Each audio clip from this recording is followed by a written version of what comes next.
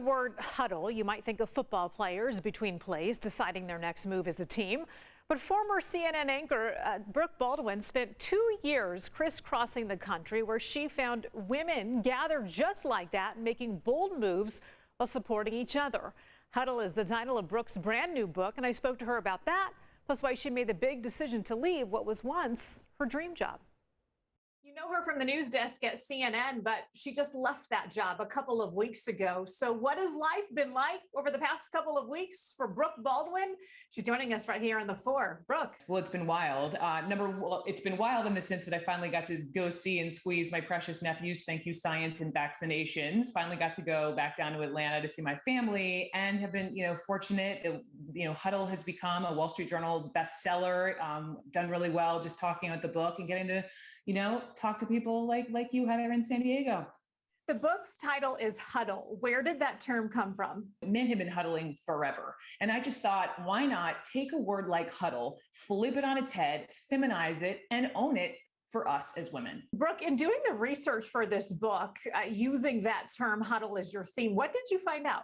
I want women and men to read the book and know that, listen, women can really have sharp elbows, and we all know we can be the worst to each other. Like, I'm not trying to be all kumbaya about this whole thing, but I really hope that women realize when they read these stories that these successful women are successful, not because they're outliers, not because they have sharp elbows, but in fact, because they are huddlers, because they throw down their ladders when they have access to success, as Megan Rapinoe says, right? Linking arms with one another, leaning on one another. Your success is my success. This is what I want women to know in America. Who are the people that you consider this is my huddle? My most precious huddle, my closest girlfriend, who actually lives in Encinitas, has been out there for 20 years.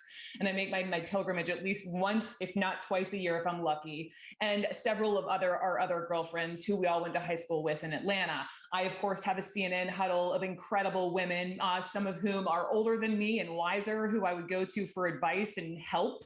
Some, I love the 20-something women who would energize me and give me fresh ideas and make me smarter.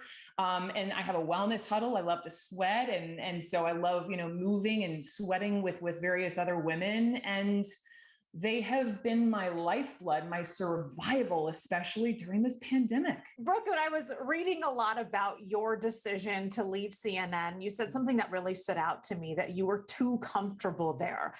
I have never heard of somebody saying, I'm ready to leave this job because I'm too comfortable. I would rather be uncomfortable. What do you mean by that? Combination of having had my own show for 2 hours in the afternoon for over a decade, to, really going in the deep end of interviewing and storytelling with my book, that I realized, unlike my daytime show, which is live TV, which, flies by and you're talking to somebody and you're moving on the next second.